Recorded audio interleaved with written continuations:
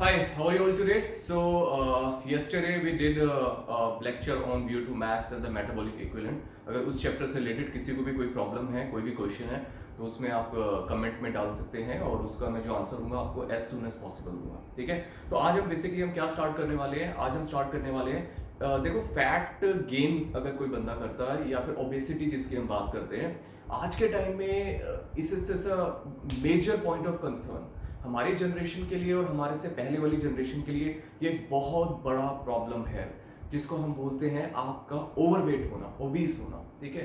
लेकिन अभी सिंपल सी बात है, आपको एन नंबर ऑफ ऑप्शंस दिख जाएंगे, डिफरेंट डिफरेंट डाइट्स दिख जाएंगी, जिसमें आपकी जीएम डाइट हो गई, पेलियो डाइट हो गई, अगेन कीटोजेनिक डाइट हो गई। Ketogenic is one of the I mean best diet available there, but लेकिन उसको सस्टेन करना इशू है। I will do a separate lecture on ketogenic diet.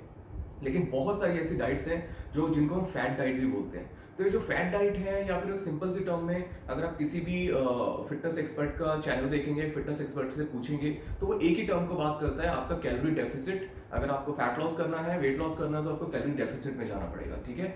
लेकिन थोड़ी जो साइंस है फैट लॉस की, उससे ज्यादा कॉम्प्लिकेटेड है। तो अभी हम बात करेंगे, ये जो आपका फैट लॉस का लेक्चर है, ये at least is gonna go for at least ये 2 से 3 इसके लेक्चर जाएंगे। तो आज हम बात करेंगे कि पर्टिकुलर हार्मोन्स जो आपके रिस्पॉन्सिबल होते हैं आपके फैट एक्यूमुलेशन के लिए, ठीक है? तो इन हार्मोन्स को थोड़ा सा ध्यान से सुनना। सीपीटी कोर्स में नहीं आते, बट स्टिल मैं फिर भी आपको इनको बता रहा हूँ कि अगर फ्यूचर में कभी भी आपको इन हार्मोन्स के बारे में कुछ भी इंफॉर्मेशन मिले तो इनको आप समझ पाए। वैसे हार्मोन्स होते क्या हैं?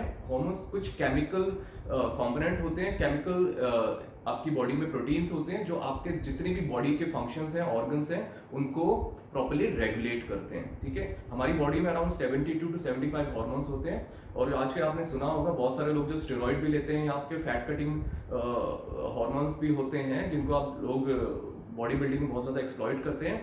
तो ये सब कुछ आपके जो प्राइमरी हार्मोन्स होता है वो 2 पार्ट में डिवाइड हो जाता है, या तो पेप्टाइड हार्मोन्स होते हैं या फिर स्टेरॉइड हार्मोन्स होते हैं। आई will do a separate lecture on the entire hormones जो आपकी ह्यूमन बॉडी में होते हैं, और जो ऐसे हार्मोन्स जिनका क्लिनिकल यूज नहीं होता, ठीक है? वो सिर्फ और सिर्फ आपकी बॉडी बिल्डिंग के लिए सिंथेसाइज किए गए हैं। क्लियर है?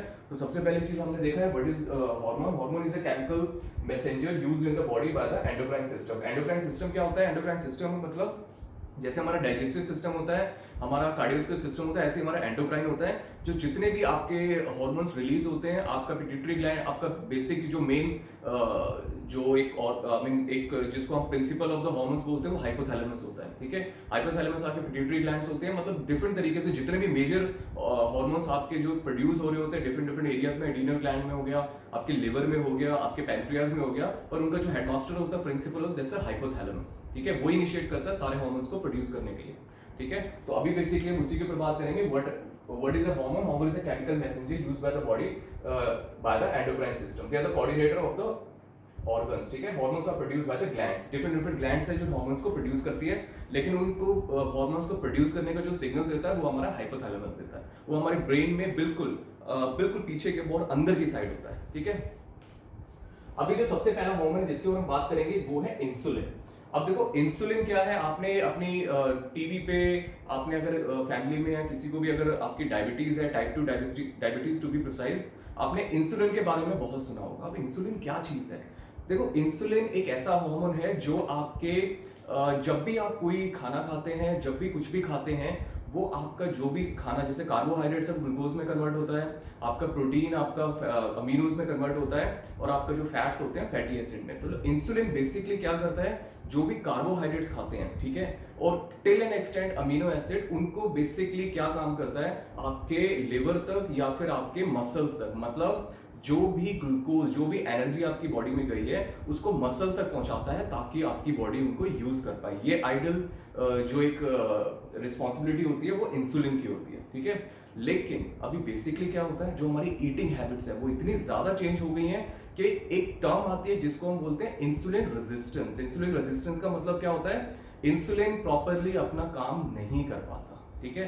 अब ये क्या होता है? अब इमेजिन करो, इंसुलिन प्रोड्यूस कहाँ होता है? आपकी पैंक्रियाज में प्रोड्यूस होता है। एक छोटा सा ऑर्गन होता है आपके लिवर के नीचे, ठीक है? तो उसके बीटा सेल से आपका इंसुलिन प्रोड्यूस होता है, और ये आपकी बॉडी में समझो जैसे ही आपने कार्बोहाइड्रेट्स खाए, वो जो कार्बोहाइड्रेट्स आपके ग्लूकोज में कन्वर्ट होते हैं तो आपके ब्लड में स्पाइक करता है ग्लूकोज आपका, ठीक है। और जैसे ही वो स्पाइक करता है तो जितनी स्पीड से आपका ग्लूकोज स्पाइक करेगा उतनी ही स्पीड से इंसुलिन स्पाइक करता है to bring the glucose level down. तो इंसुलिन का प्राइमरी काम क्या है? आपकी बॉडी में ग्लूकोज लेवल को कम करना, ठीक है। और वो कम कैसे करता है? आपकी बॉडी में या तो वो मसल ग्लाइकोजन तक इंसुलिन उसको ग्लूकोज को भेजता है, या फिर वो आपके लिवर तक भेजता है, या फिर अगर बहुत एक्सेस में आपका कार्बोहाइड्रेट ग्लूकोज है उसको भेजता है आपके एडिपोज टिश्यू में। और एडिपोज टिश्यू किसको कहते हैं? आपके फैट सेल्स, ठीक है। तो insulin is a very important hormone जो आपकी बॉडी में, अगर आप सिंपल सी बात करते हैं, अगर आप देखो इंसुलिन स्पाइक तभी होता है जब आप सिंपल कार्बोहाइड्रेट्स खाते हैं, जिसका बहुत ही प्लेन टर्म में बोल रहा हूँ, आप बहुत ज्यादा प्रोसेस्ड फूड खाते हैं, आप शुगर खाते हैं, आप बहुत ज्यादा सिंपल कार्ब्स में क्या हो गया? आपका पास्ताज, आपका मैदा, आपके कोल्ड ड्रिंक्स हो गई, आपके जूसेस हो गए, ठीक है। ये जैसे ही आप ये चीजें खाते हैं, इडली हो गया, इन चीजों को जैसे ही आप खाते हैं तो आपकी बॉडी में इनका एक जीआई वैल्यू होती है जिसको हम ग्लाइसेमिक इंडेक्स बोलते हैं। ग्लाइसेमिक इंडेक्स में आपको आने वाले टाइम में पढ़ाऊंगा। इसका मतलब क्या होता है? कितना जल्दी आपका कोई भी कार्बोहाइड्रेट ग्लूकोज में कन्वर्ट हो जाता है, ठीक है।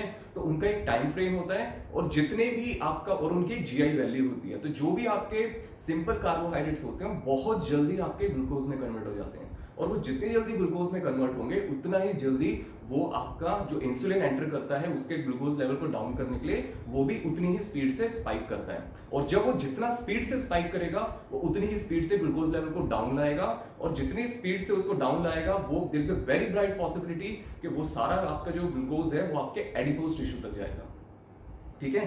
तो अगर आपकी बॉडी में बहुत ज्यादा इंसुलिन, आप बहुत ज्यादा ऐसा खाना खा रहे हैं जो आपको बहुत ज्यादा फ्रीक्वेंटली इंसुलिन स्पाइक दे रहा है, इट मींस वो आपके फैट एक्यूमुलेशन को बढ़ाएगा। तो अगर हमें इंसुलिन को अपने कंट्रोल करना है, और याद रखिए अगर ये इंसुलिन बहुत फ्रीक्वेंटली स्पाइक करता है, या फिर आपकी ईटिंग हैबिट्स ऐसी हैं जो आप बहुत ज्यादा प्रोसेस्ड फूड खा रहे हैं, बहुत ज्यादा मीठा खा रहे हैं, मैदा खा रहे हैं, तो आपकी बॉडी में बहुत फ्रीक्वेंटली स्पाइक करेगा। और इतनी फ्रीक्वेंटली स्पाइक करने से क्या होता है? आपको इंसुलिन रेजिस्टेंस आ जाएगा, जिसका मतलब आपके जो मसल सेल्स हैं वो इंसुलिन को प्रॉपरली, मतलब जो मसल्स इंसुलिन है मसल सेल्स में आपके ग्लूकोज को ट्रांसफर करने में प्रॉपरली काम नहीं कर पाएगा, जिससे इंसुलिन रेजिस्टेंस होती है।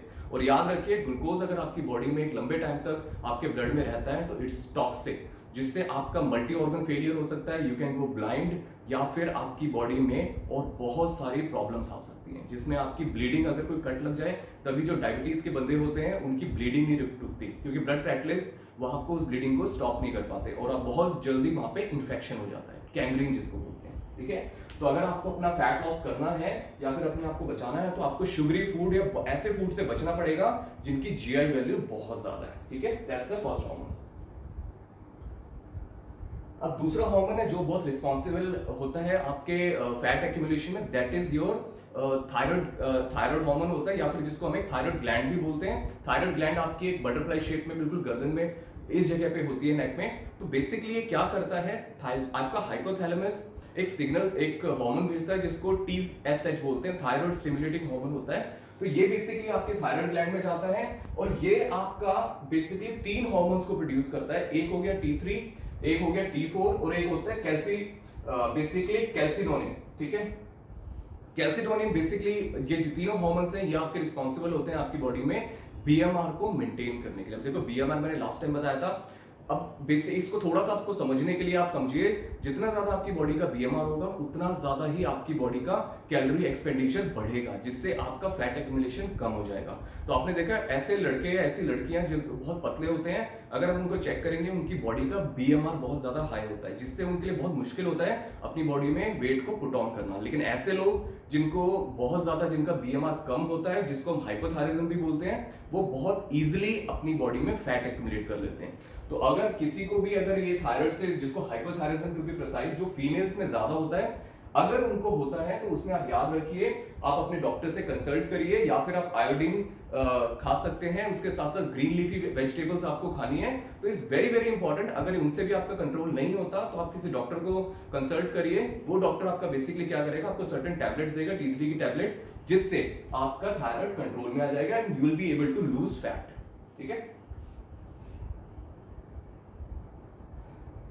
अब हमारा बहुत ही इंटरेस्टिंग सा कॉन्सेप्ट आता है। देखो इसको आप समझो, आपकी बॉडी में 2 हार्मोन्स होते हैं, एक होता है ग्रेलिन, एक होता है लैक्टिन। ये दोनों क्या होते हैं? देखो लैक्टिन एक हार्मोन होता है जो जब भी आप खाना खाते हैं, खाना खाने के बाद जब आपका स्टमक फुल हो जाता है तो वो आपके ब्रेन को सिग्नल देता है कि मेरे जो कंप्लीटली स्टमक है मैं बिल्कुल फुल हो गया हूँ, अब मुझे और ज्यादा भूख नहीं है, और ज्यादा मैं फूड को अपने स्टमक में नहीं अलाउ कर सकता। तो ब्रेन क्या करता है, आपकी जो हंगर होती है उसको रोक देता है, ठीक है, उसको इनहिबिट कर देता है। तो ये काम आपका लेप्टिन होता है। लेप्टिन कहाँ होता है, आपके फैट सेल्स में होता है, ठीक है। लेकिन अगर हम आपकी बेसिकली क्या होता है, जब हम बहुत, और हाँ सॉरी मैं आपको दूसरा हार्मोन भी बता दूं जिसको ग्राउलिंग भी बोलते हैं। बेसिकली जो आपका पेट ग्राउल करता है तो उसी तरीके से ग्राउलिंग भी उसका नाम होता है। तो वो क्या करता है, जैसे ही आपका स्टमक खाली होता है वो आपके ब्रेन को सिग्नल देता है, मतलब आपकी हंगर को बढ़ाता है, जो ग्रेलिन होता है। तो पहले हम बात करते हैं लेप्टिन के ऊपर। देखो लेप्टिन में बेसिकली क्या हो रहा है,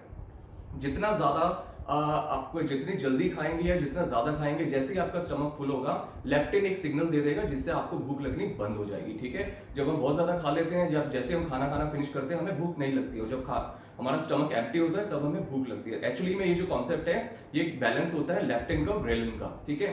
तो लेप्टिन बेसिकली क्या होता है, अगर आप बहुत फ्रीक्वेंटली खाना खा रहे हैं और बहुत ज्यादा ऐसा खाना खा रहे हैं, अगेन मैं बार बार उसी चीज को बोलूंगा, जो प्रोसेस फूड हो गया, सिंपल कार्ब्स हो गया, तो जैसे ही आपने उसको खाया आपका स्टमक फुल हुआ, आपकी ब्रेन ने सिग्नल आपके एडिपोज टिश्यू में थ्रू लेप्टिन ने सिग्नल दे दिया कि नाउ वी आर फुल, आपको भूख लगनी बंद हो जाएगी। लेकिन क्या होता है, सिंपल कार्ब्स होते हैं या प्रोसेस फूड होता है वो बहुत जल्दी आपका स्टमक उसको डाइजेस्ट कर लेता है, जिससे क्या होता है आपका जितना फ्रीक्वेंटली, जैसे पहले के टाइम में लोग सिर्फ 3 बार खाना खाते थे, लेकिन आज के टाइम में पिछले 7-8 साल से हर कोई बोल रहा है कि आप दिन में 6 से 7 मील लीजिए। देखिए मैं जब नेक्स्ट लेक्चर आपको बताऊंगा तो आपको बताऊंगा दिन में 6 से 7 मील लेना is not the right thing. अगर आपको फैट लॉस करना है 6 से 7 मील नहीं लेनी है आपको, तो उसके लिए पूरी मैं साइंस आपको बताऊंगा ऐसा कैसे होता है। तो बेसिकली आप समझिए, अगर आप बहुत फ्रीक्वेंटली खाना खा रहे हैं, बहुत ज्यादा स्नैकिंग कर रहे हैं, जिससे जैसे ही आपने स्नैक किया आपको थोड़ा सा हंगर आपकी सेटिस्फाई हुई, लेप्टिन ने सिग्नल दिया आपके ब्रेन को, ताकि ब्रेन ने क्या कर दिया, आपकी हंगर को इनहिबिट कर दिया, ठीक है। लेकिन जितना फ्रीक्वेंटली आप खा रहे हैं उतना जल्दी लेप्टिन सिग्नल ब्रेन को दे रहा है,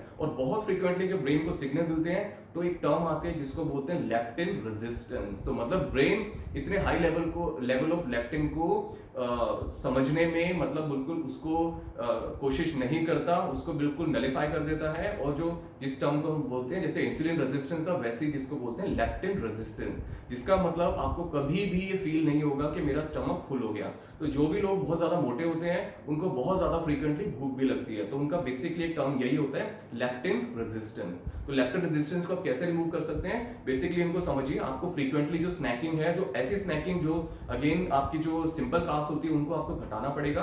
हैव योर वन मील जिसमें आपका अच्छा कार्बोहाइड्रेट्स नहीं होना चाहिए, आपके फाइबर होना चाहिए, प्रोटीन होना चाहिए, गुड फैटी एसिड होना चाहिए, ठीक है। और अपने मील्स के बीच में 2 से 3 घंटे का गैप रखिए, हो सकता है 4 घंटे का भी रखिए, क्लियर है। और बहुत फ्रीक्वेंटली स्नैकिंग मत कीजिए।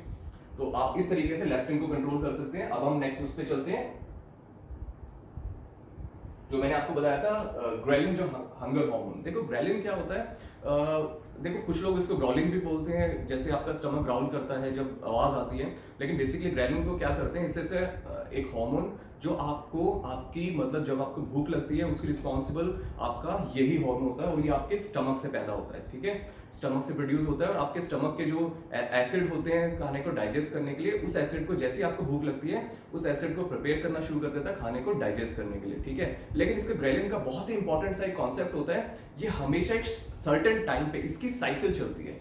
मतलब ये जैसे ही आपका ब्रेकफास्ट के टाइम पे इसका जो आपकी बॉडी में ग्रेलिन होता है वो कम होता है, वो लंच पे बढ़ जाता है और डिनर पे और ज्यादा बढ़ जाता है। इसका मतलब क्या होता है, ग्रेलिन की साइकिल आपकी बॉडी में एक ऊपर नीचे की तरह चलती रहती है, और एक सर्टेन टाइम पे जो आपका खाने का टाइम होता है उस टाइम पे इसके जो आपके ब्लड में सबसे ज्यादा होता है, आपके ब्रेन को उतना स्ट्रॉन्ग सिग्नल देता है। लेकिन इसका सबसे इंपॉर्टेंट कॉन्सेप्ट क्या है कि अगर आप बहुत ज्यादा अपनी ईटिंग हैबिट को जो अगर चेंज करते हैं, अगर आप दिन में 6 बार खा रहे हैं, जो आज के 9-10 सालों से या 15-20 सालों से बता रहे हैं, तो बेसिकली हर 1.5-2 घंटे में इसकी जो साइकिल है जो आपके जो ब्रेन को सिग्नल देगा कि नाउ आई एम हंग्री, मतलब इसकी साइकिल क्या होगी, चेंज हो जाएगी, और बहुत फ्रीक्वेंटली आपके ब्रेन को सिग्नल देगा कि आई एम हंग्री। लेप्टिन अपना काम नहीं कर पा रहा है, लेप्टिन ये काम नहीं कर पा रहा है, मतलब आपके ब्रेन को नहीं बता पा रहा है कि नाउ आई एम फुल, लेकिन ग्रेलिन जो आपकी हंगर को मतलब इंक्रीज करता है वो बार बार सिग्नल दे रहा है कि आई एम हंग्री। तो बेसिकली जो ग्रेलिन है ये जितना फ्रीक्वेंटली ब्रेन को सिग्नल देगा, जितनी जल्दी आपको भूख लगेगी आप उतना ही ज्यादा खाना खाएंगे। ठीक है। और जितना ज्यादा आप खाना खाएंगे, जितना ज्यादा सिंपल कार्बोहाइड्रेट्स खाएंगे, इंसुलिन स्पाइक देगा तो आपकी बॉडी में फैट एक्यूमुलेशन बढ़ जाएगा। तो बेसिकली इससे बहुत ही fine balance of ghrelin, leptin and insulin. अब आप समझिए एक हार्मोन होता है जिसको हम बोलते हैं ग्लूकागॉन। This is glucagon. अब ग्लूकागॉन बेसिकली इंसुलिन का क्या काम होता है, जैसे ही बॉडी में ग्लूकोज एकदम बढ़ता है तो इंसुलिन स्पाइक करके उस ग्लूकोज को कम करने का काम करता है। मतलब इंसुलिन का एक ही काम है, उस ग्लूकोज को आपके मसल तक, लिवर तक या एडिपोज टिश्यू तक ले जाना, ठीक है। एक सर्टेन लेवल ऑफ आपके ब्लड में ग्लूकोज लेवल को मेंटेन करना। अब इसके ऑपोजिट एक हार्मोन काम करता है जिसको बोलते हैं ग्लूकागॉन। अभी ग्लूकागॉन क्या करता है, समझो आपने खाना नहीं खाया, आपने एक दिन पूरा फास्टिंग की, फास्टिंग एक दिन भी नहीं, आपने अगर सोचो 4-5 घंटे खाना नहीं खाया, उससे क्या होता है आपका इंसुलिन स्पाइक तो क्या अपने नॉर्मल लेवल से भी कम आ जाता है। तो उस केस में क्या होता है आपके ब्लड में ग्लूकोज लेवल कम होना शुरू हो जाता है, और ऑब्वियसली एक सर्टेन लेवल से ज्यादा अगर आपके ब्लड में ग्लूकोज कम होगा तो जिससे आपकी बॉडी फंक्शन नहीं कर पाएगी, आपका ब्रेन फंक्शन नहीं कर पाएगा, ठीक है।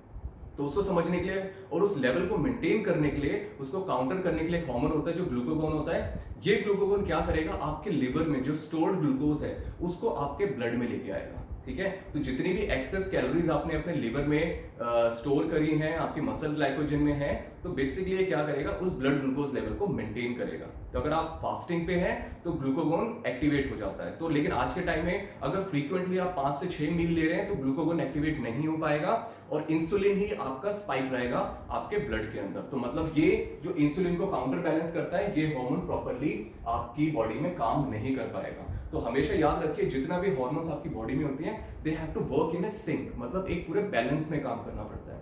लेकिन अब जितना फ्रीक्वेंटली खाना खा रहे हैं उतना ज्यादा एक हार्मोन ज्यादा काम कर रहा है, दूसरा नहीं कर पा रहा, but you have to maintain the balance. तभी मैं बोल रहा हूँ हर मील में आपको 3 से 4 घंटे का अपना बैलेंस एक इंटरवल बना के चलना है, और फ्रीक्वेंटली जो स्नैकिंग होती है उसको रोकना पड़ेगा।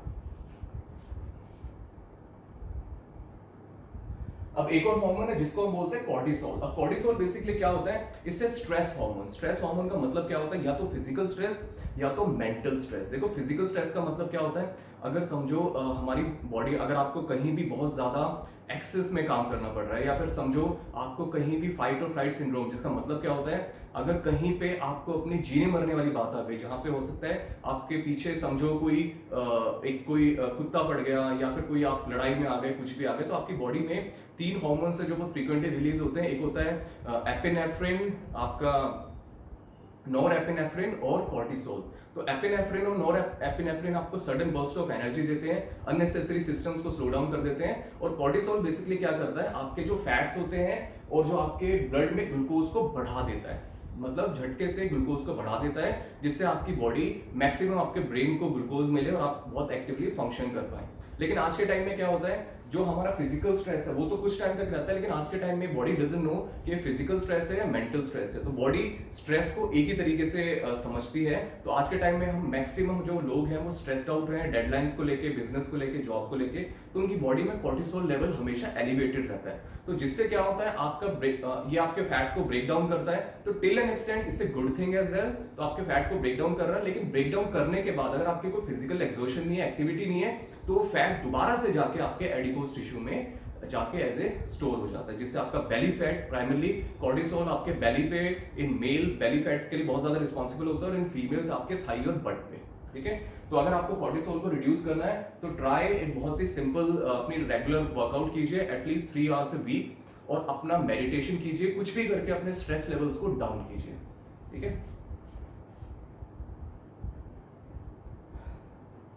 अब बेसिकली हमारे 3 हार्मोन्स होते हैं, एक होता है ईस्ट्रोजन, एक होता है प्रोजेस्टेरोन, और एक हमारा टेस्टोस्टेरोन। ये जो तीनों हैं ये आपस में एक सिंक में काम करते हैं, मतलब ये तीनों ही हार्मोन आपके मेल में भी होते हैं, फीमेल्स में भी होते हैं। लेकिन जो आपकी क्वांटिटी इन फीमेल्स उसमें ईस्ट्रोजन और प्रोजेस्टेरोन ज्यादा होती है, और मेल्स में टेस्टोस्टेरोन ज्यादा होती है। तो अगर किसी भी फीमेल में अगर ईस्ट्रोजन, क्या होता है ईस्ट्रोजन एक हार्मोन है जो एक फीमेल को फीमेल बनाता है, मतलब आपकी एक लड़का लड़की में जो भी नॉर्मल डिफरेंस होते हैं वो हार्मोन्स को, मतलब ईस्ट्रोजन एक लड़की को लड़की बनाता है और टेस्टोस्टेरोन एक लड़के को लड़का बनाता है, ठीक है। तो और जो प्रोजेस्टेरोन है, progesterone is basically female hormone जो क्या करता है आपकी बॉडी में जो भी मेंस्ट्रुएशन साइकिल है उसको मेंटेन करता है आपकी बॉडी में। अगर आप समझिए ये दोनों एक सिंक में काम करते हैं, ठीक है।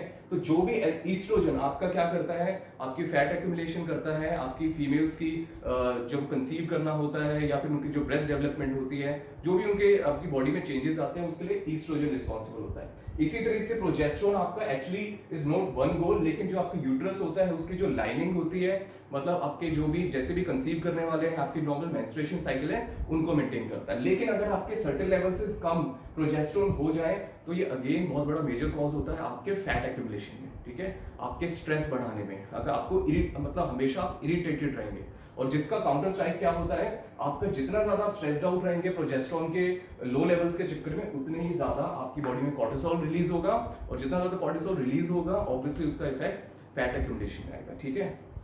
अब ये जो टेस्टोस्टेरोन है, this is a very amazing hormone. ये बेसिकली जितना फीमेल्स में भी होता है, अगर एक फीमेल्स में जो उनका नॉर्मल लेवल है उससे कम हो जाए तो उनके लिए ये फैट एक्यूमुलेशन में बहुत ज्यादा एक्टिव रोल प्ले करता है, उनका मसल मास गिर जाता है। और मेल्स में अगर टेस्टोस्टेरोन लेवल कम हो जाए तो उनके लिए तो बहुत ज्यादा मेजर ये आपके फैट एक्यूमुलेशन में काम करता है, ठीक है।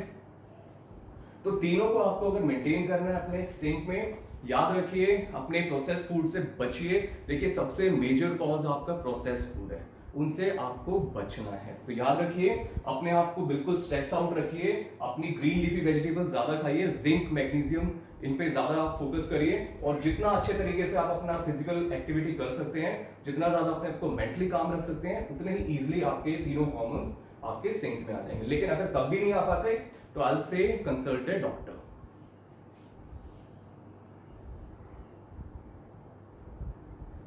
अब आपका एक इंपॉर्टेंट चीज आती है जिसको ग्रोथ हार्मोन्स बोलते हैं। देखो ग्रोथ हार्मोन भी बहुत एक्टिव रोल प्ले करता है आपकी बॉडी में। अगर इसके लेवल्स कम हो जाएं तो आपकी फैट एक्यूमुलेशन बढ़ जाती है, अगर ग्रोथ हार्मोन प्रॉपर्ली अपना काम ना कर पाए। देखो ग्रोथ हार्मोन का एक ही काम होता है, अगर एक बच्चा जब बड़ा हो रहा है उसकी हाइट बढ़ाना, उसके ऑर्गन की, उसकी बॉडी का साइज बढ़ाना, ठीक है। लेकिन ग्रोथ हार्मोन्स अगर प्रॉपर्ली काम नहीं करेगा, अगर बहुत ज्यादा आपकी बॉडी में कॉर्टिसोल लेवल है, अगर बहुत ज्यादा आप स्ट्रेस्ड आउट हैं और आपका ईटिंग हैबिट्स बिल्कुल ही आप बहुत ज्यादा अननेसेसरी खाने को खा रहे हैं जो आपकी बॉडी के रिक्वायरमेंट को पूरा नहीं कर पा रहा, तो नेचुरली ग्रोथ हार्मोन्स का प्रोडक्शन डाउन हो जाता है। तो बेसिकली ग्रोथ हार्मोन एक और हार्मोन्स को प्रोड्यूस करता है जिसको IGF-1 बोलते हैं। इंसुलिन लाइक ग्रोथ फैक्टर एक हार्मोन होता है जिसका डायरेक्टली रिस्पॉन्सिबल होता है आपके प्रोटीन सिंथेसिस के लिए और मसल बिल्डिंग के लिए। तो अगर आपकी बॉडी में ग्रोथ हार्मोन रिड्यूस हो जाता है तो आपका IGF भी कम रिलीज होगा, मतलब आपका मसल कैटाबॉलिज्म, मसल ब्रेकडाउन बढ़ जाएगा। लेकिन अगर आपके ग्रोथ हार्मोन्स को आपको इंप्रूव करना है तो इसका सबसे अच्छा तरीका यही है कि आप अपनी बॉडी में अच्छा वर्कआउट कीजिए, जिसमें हाई इंटेंसिटी इंटरवल ट्रेनिंग हो गई, अच्छी आप बॉडी में कंपाउंड मूवमेंट कीजिए। Strength training is very very important. Strength training आपके टेस्टोस्टेरोन को भी बढ़ाएगी और आपके ग्रोथ हार्मोन्स को भी बढ़ाएगी, और आपके IGF की बेटर सेंसिटिविटी बढ़ेगी और बेटर तरीके से वो प्रोटीन सिंथेसिस में काम करेगा। तो ग्रोथ हार्मोन्स का बेसिकली यही सबसे इंपॉर्टेंट फैक्टर हो गया, growth hormone. This is IGF-1। Growth hormone एक और बेनिफिट देता है, ये आपका फैट लाइपोलिसिस बताता है, मतलब ये आपके फैटी सेल्स को मतलब बोलता है, फैटी सेल्स से फैट को रिलीज कराता है। और अगर आप अच्छा वर्कआउट कर रहे हैं, अच्छे तरीके से आप एक्टिव हैं, तो ये जो आपका फैट है ये एनर्जी के लिए यूज हो जाता है, ठीक है।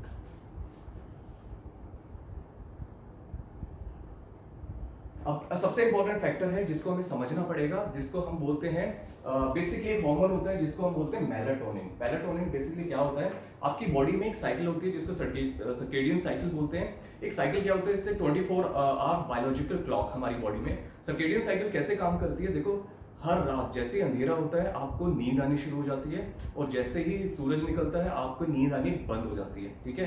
तो एक पूरी जो एक साइकिल होती है, इस साइकिल को मेंटेन करते हैं, इस पूरी साइकिल को सर्केडियन साइकिल भी हम बोलते हैं। लेकिन आप समझिए अगर आप बहुत ज्यादा स्ट्रेस्ड आउट हैं या फिर आपके स्लीपिंग पैटर्न्स खराब हैं, तो अगर आप कितना भी अच्छा वर्कआउट कर रहे हैं, कितना भी अच्छा न्यूट्रिशन ले रहे हैं, आपकी बाकी सारे हार्मोन्स अगर सिंक में हैं, फिर भी आपका फैट एक्यूमुलेशन बढ़ता जाएगा, आपका फैट लॉस नहीं होगा। तो याद रखिए आपको अपने मेलाटोनिन, इसे हार्मोन, इसे स्लीप इंड्यूसिंग हार्मोन जिसको मेलाटोनिन बोलते हैं, या फिर जिसका नाम दूसरा नाम स्लीप हार्मोन भी होता है, ठीक है। And this is the circadian rhythm, जिसको सर्केडियन रिदम भी बोलते हैं, सर्केडियन साइकिल भी बोलते हैं। तो जो मेलाटोनिन होता है, जो उसका प्राइम एस्पेक्ट होता है, मेलाटोनिन को समझने का सबसे बड़ी चीज क्या है, जैसे ही आपके अंधेरा होता है, आपकी लाइट कम होती जाती है, मेलाटोनिन का जो सिक्रीशन है वो बढ़ता जाता है, और इसका जो मैक्सिमम होता है दैट इज बिटवीन सुबह के 1 बजे से 5 बजे के बीच में मैक्सिमम लेवल होता है मेलाटोनिन का आपके बॉडी में। तो बेसिकली जो 1 से 5 बजे की जो नींद है वो सबसे ज्यादा साउंड स्लीप होती है, जिसको हम REM स्लीपिंग पैटर्न्स बोलते हैं, जैसे rapid eye movement. That's the time when you dream, और जितना आप जब ड्रीम सपने ले रहे होते हैं, इट मींस इससे साउंड स्लीप। आप पूरे दिन 10 से 12 घंटे बेड पे लेटी रहिए, 1-1 घंटे की नैप लेती रहिए, वो बिल्कुल बेनिफिट नहीं देगा जितना आपको आपका जो एक्चुअल REM जो रैपिड आई मूवमेंट स्लीप होती है, जो 1 से 5 बजे की होती है। तो याद रखिए, अगर आपको अच्छा अपना फैट लॉस करना है, आपको फैट एक्यूमुलेशन नहीं बढ़ाना, तो याद रखिए आपको रात की नींद जो आपकी 10 से 11 बजे से लेकर सुबह के 5 से 6 बजे की जो नींद है वो बहुत ज़्यादा ज़रूरी है। लेकिन अगर आपकी नींद पूरी नहीं हो रही या किसी भी वजह से आपको रात में नींद नहीं आती, तो ये आपके फैट एक्यूमुलेशन के चांसेस बढ़ा देगा। और इसको ठीक करने का सबसे बड़ा तरीका क्या है? कोशिश कीजिए हल्का अपने आप को स्ट्रेस से दूर रखिए, और जो सबसे बड़ा आज के टाइम में आपके सर्केडियन साइकिल को इंटरप्ट करने का रीजन है, that is your mobile phone. Mobile phone में जो ब्लू लाइट होती है वो आपके मेलाटोनिन लेवल और सर्केडियन साइकिल को इंटरप्ट करती है, जिससे आपको अच्छी तरीके से नींद नहीं आती। तो कोशिश कीजिए रात को जैसे ही आपको सोना है उससे 1-1.5 घंटे पहले stop checking out your mobile, या फिर अगर मोबाइल चेकआउट भी करना है तो उसमें ब्लू लाइट फिल्टर लगा लीजिए, जिससे आपको बेटर तरीके से नींद आए। और try to relax yourself रात में, जिससे बेटर तरीके से आप सो पाए और आपके रिजल्ट जो भी एज ए फैट लॉस हैं वो आपके बेटर रहे। ठीक है, तो आज का हमारा लेक्चर इतना ही है। अगर आपको लेक्चर अच्छा लगा तो प्लीज पुट ए कमेंट, आप सब्सक्राइब कीजिए चैनल और अपने फ्रेंड्स के साथ शेयर कीजिए। ठीक है, सी यू टुमारो, थैंक यू।